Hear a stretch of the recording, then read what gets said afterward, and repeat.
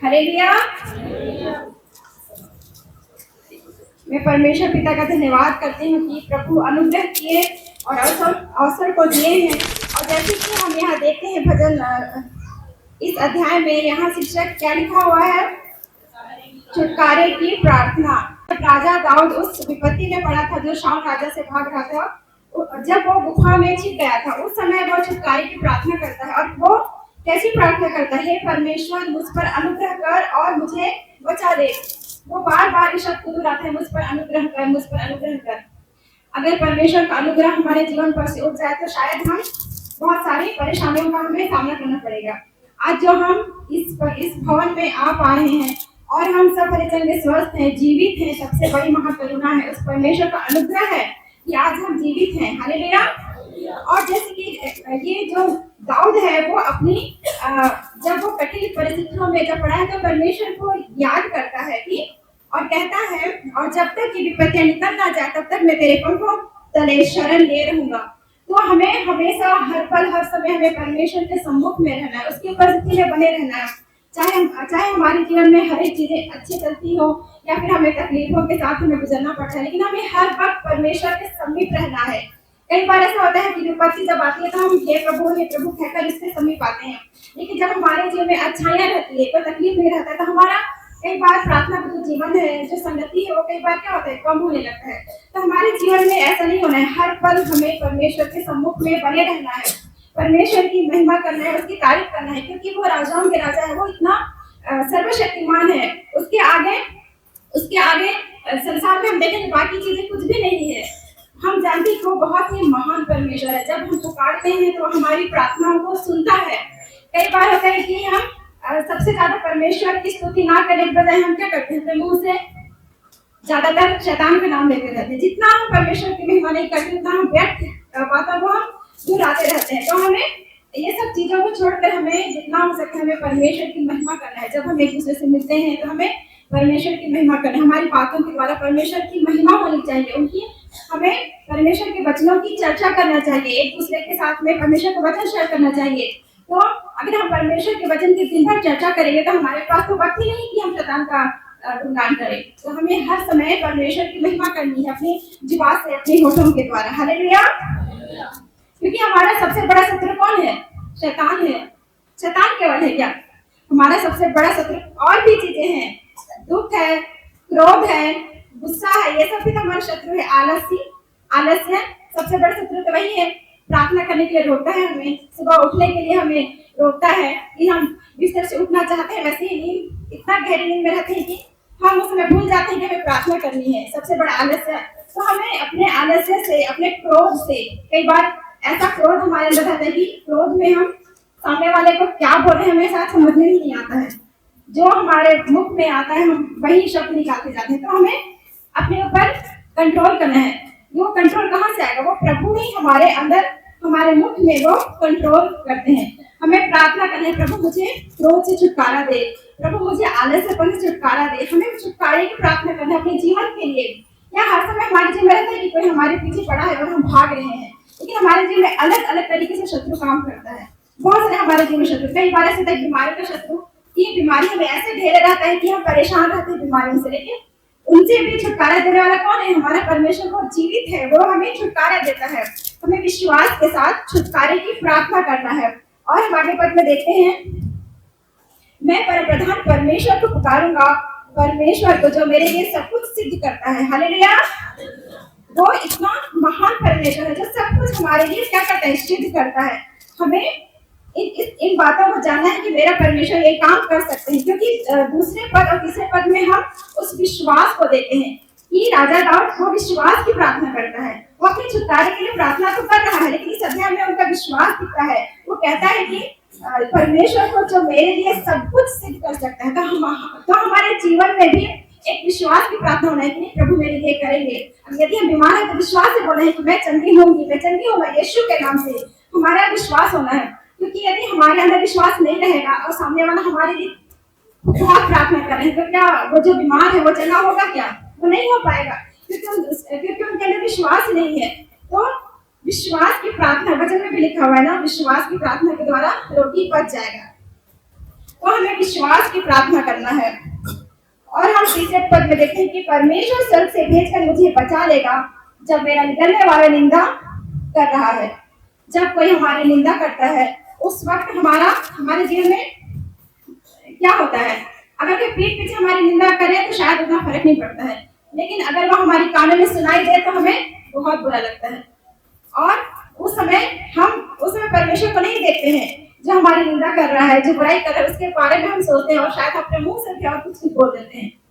तो वहां पर क्या होता है, हमारा विश्वास कहाँ है, फिर परमेश्वर पे कैसे हमारा विश्वास है। तो उस वक्त हमारा विश्वास परमेश्वर पर होना है, क्योंकि हम संसार में रहते हैं तो हमें इन सब छोटी छोटी तकलीफों का सामना करना पड़ता है, लेकिन हमें हर वक्त अपना ध्यान तो परमेश्वर की ओर लगाना है, तभी हम प्रार्थना जीवन में आगे बढ़ पाएंगे, तभी हम परमेश्वर के साथ एक संगति में बढ़ पाएंगे, उसकी उपस्थिति में बैठ पाएंगे, उसके वचन को हम पढ़ पाएंगे। क्योंकि अगर यदि हमारे जीवन में टेंशन है तो क्या बाइबल पढ़ पाएंगे क्या एक मन होकर के? साथ पढ़ेंगे भी तो समझ में नहीं आएगा। जब तक हमारा मन शांत मन नहीं है, जब तक परमेश्वर का आत्मा हमें बुद्धि और ज्ञान नहीं देगा, हम ईश्वर की भेद की बातों को नहीं समझ सकते, क्योंकि जीवन की पुस्तक है, बिना प्रार्थना के साथ समझ में ही नहीं आती। हमें प्रार्थना करना पड़ता है, प्रभु हमारी आत्मिक आंखों को खोल, इस पर भेद की बातों को मैं समझ सकूं। हालेलुया। तो हमें अपने आप को क्या करना पड़ता है, तैयार करना पड़ता है, अपनों को पवित्रता के साथ, अपने आप को शुद्धता के साथ जीवन जीना पड़ता है। तब परमेश्वर का आत्मा अपने आप को प्रकट करता है और हमें धीरे धीरे धीरे धीरे वचन की गहराई में ले जाता है और हम उस पर की बातों को समझ पाते हैं। हालेलुया। और हम आगे देखेंगे, हम इस पर 2-3 बातों को हम ध्यान करेंगे और हम 6 पद में देखेंगे जो राजा दाऊद कहता है कि उन्होंने मेरे पैरों के लिए जाल लगाया है, मेरा प्राण ढला जाता है, उन्होंने मेरे आगे गड्ढा खोदा परंतु आप ही उसमें गिर पड़े। हालेलुया। देखिए कैसे शत्रु वो छुटकारे की प्रार्थना कर रहा है, वो परमेश्वर के सामने इन बातों को रखने की, जो शत्रु उनके पीछे पड़े हुए हैं और जो उनके लिए जो जाल लगाए हैं वो स्वयं ही उसमें गिर गए।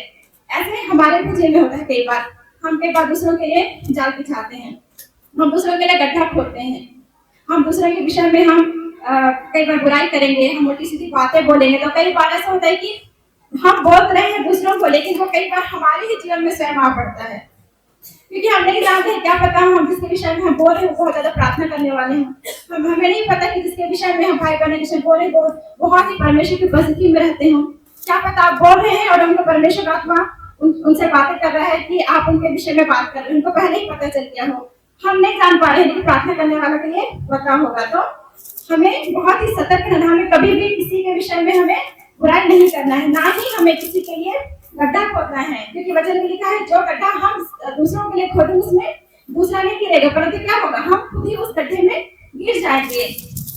तो ये परमेश्वर का वचन है, परमेश्वर हमें भलाई करना सिखाता है, ना कि किसी की बुराई करना। तो हमें भलाई करना है, हमें प्रार्थना करना है। ये सब चीजें हमारे जीवन में तभी हो पाएगा जब हमारा प्रार्थना जीवन रहेगा। अगर हमारा प्रार्थना जीवन बिल्कुल जीरो रहेगा ना, हमारा प्रार्थना बस हम चर्च भवन में आ रहे हैं, जा रहे हैं, सो रहे हैं, उठ रहे हैं और हम प्रार्थना ही नहीं कर रहे हैं, तो इन सब चीजों में विजय कैसे पाएंगे, परमेश्वर कैसे हमारे जीवन में काम करेंगे। तो हमें हर एक चीज में विजय पाना है, हमारा प्रार्थना जीवन होना है। जब हम भोर उठते हैं तो हमें परमेश्वर के सम्मुख में आना है, उसके सम्मुख में धन्यवाद के साथ उसके सम्मुख में आना है, उससे प्रार्थना करना है, परमेश्वर की उपस्थिति को मांगना है, उनकी आत्मा की अगुवाई को मांगना है, क्योंकि जब हम उसकी उपस्थिति में रहते हैं तो पवित्र आत्मा हमें अगुवाई करती है। कई बार होने वाली घटनाओं को भी परमेश्वर पिता बताते हैं और हम उनके लिए लगातार प्रार्थना करते हैं। इसलिए हमें जब हम बिस्तर सोते हैं तो हमें परमेश्वर के सम्मुख में बड़े ही विश्वास के साथ में उसकी उपस्थिति में हमें आना है, क्योंकि यहाँ एक वचन लिखा हुआ है 8 पद में, हे मेरी आत्मा जाग जा, हे सारंगी और वीणा जाग जाओ, मैं भी पाँव फटते ही जाग उठूंगा। हालेलुया। यहाँ दाऊद प्रार्थना कर रहा है, छुटकारे की प्रार्थना कर रहा है, कि वो आत्मा से भी कह रहे हैं कि जाग जा, क्योंकि यदि हमारी आत्मा दुर्बल रहेगी, हम आत्मा में सो चुके हैं, हमारी आत्मा मर चुकी है, तो हम कैसे जागेंगे, क्योंकि शरीर तो दुर्बल है, शरीर आत्मा को नहीं जगा सकता, लेकिन आत्मा यदि बहुत स्ट्रांग है, यदि हम आत्मा में जाग रहे हैं तो हमारी शरीर ऑटोमेटिक काम करेगा आत्मा के साथ में। हालेलुया। तो हमें जागना है, हमें अपने आत्मिक जीवन में जागने की जरूरत है। हम चाहे दिन भर में कहीं भी बिजी रहते हैं, लेकिन हमारा ध्यान उस स्वर्गीय परमेश्वर के साथ जुड़े होना है। चाहे हम एक दूसरे से बात करें तो भी हमारा मन परमेश्वर से जुड़ा होना है। यदि हम ट्रैवल कर रहे हैं, हम कहीं भी काम बिजी है, तो हम मन ही मन हमें क्या करना है, परमेश्वर की स्तुति आराधना करना है, हमें परमेश्वर का गुणगान करना है। एक बार की परिस्थिति में हर काम बहुत ही आसान हो जाता है। हालेलुया। क्योंकि वो महान परमेश्वर है, क्योंकि हमारा जीवन क्या है, प्रभु से जुड़ा हुआ है। एक एक बातों के लिए जब हम विश्वास की प्रार्थना करते हैं तो प्रभु छुटकारा देता है। हम गांव एरिया में गए थे और जानते हैं कि गांव में जब जाएंगे तो शायद आपको अच्छा बाथरूम नहीं मिलेगा, अच्छा पानी भी नहीं मिलेगा। जो बोर का पानी रहेगा बहुत लाल पानी। तो मैंने सोचा इस पानी में कैसे है, बहुत लोग बोले कि लेकिन हमें मर जाए पास नहीं बोर में नहाएंगे क्योंकि कुछ नहीं होगा। तो हम लोग सोचते हैं बहुत दिन के बाद गाँव पे आए हैं तो हम नदी नहाने जाएंगे। मैंने विश्वास के साथ नदी के पानी पर हाथ रख मैं प्रार्थना करी, प्रभु इस पानी का हम यूज करें, नहाए, हमारे शरीर पे कुछ ना होने पाए, ना ही आके ठंड हमें छू पाए, क्योंकि वो पानी भी बहुत ठंडा रहता है। यदि हम नहाए तो शायद अचानक से सर्दी खांसी हो जाएगा क्योंकि मौसम चेंज होता है। लेकिन सचमुच परमेश्वर ने अनुग्रह किया, ना हमारे बच्चे को ना हमें कोई भी नुकसान नहीं हुआ। मैं प्रभु का धन्यवाद करती हूँ। प्रभु हमारी इतनी छोटी छोटी प्रार्थनाओं को भी सुनते हैं, वो हमारे विश्वास का आदर करते हैं। सचमुच वो महान परमेश्वर की हमारी हर एक दुआओं को वो सुनते हैं। हालेलुया। और हम लास्ट पर देखेंगे जो परमेश्वर की महिमा दाऊद राजा करता है कि हे परमेश्वर तू स्वर्ग के ऊपर अति महान है, तेरी महिमा सारी पृथ्वी के ऊपर फैल जाए। हालेलुया। वो कितना महान परमेश्वर है जो स्वर्ग और पृथ्वी है, जो पृथ्वी को रचना करने वाले परमेश्वर है, वो महान है। वो कितना करुणा में परमेश्वर है जिसकी महिमा पर पृथ्वी में फैली हुई है। हम सब यहाँ सब अलग अलग दूर दूर से आए हुए हैं, अलग अलग जाति, अलग अलग जगह के लोग हैं, लेकिन हम सब इकट्ठा के हुए परमेश्वर का अनुग्रह है और परमेश्वर का दया है जो हम सब परमेश्वर को पहचान कर हम उसकी स्तुति कर रहे हैं, उसका आराधना कर रहे हैं, क्योंकि वो राजाओं का राजा, वो स्वर्ग का परमेश्वर जिन्होंने हमें रचना की, उन्होंने हमें बनाया है।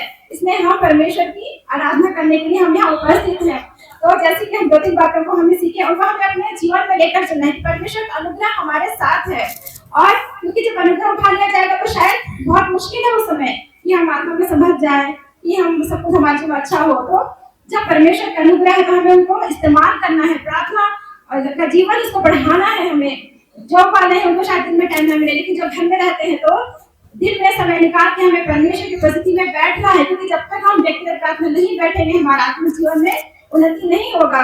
और हमें परमेश्वर के वचन को बड़े ही गहराई से पढ़ना है, प्रार्थना करके प्रभु मुझे बुद्धि दे, ध्यान दे, इनमें कहते के अनुसार गुप्त की बातें, बड़ी बड़ी बातें हमें सिखाता है। वचन के अनुसार हमें क्या करना है, प्रार्थना करना है। और हमें कैसी प्रार्थना करना है, विश्वास की प्रार्थना करना है कि प्रभु मुझे विश्वास है कि आप ये कर सकते हैं, तो परमेश्वर हमारे लिए करेंगे। हालेलुया।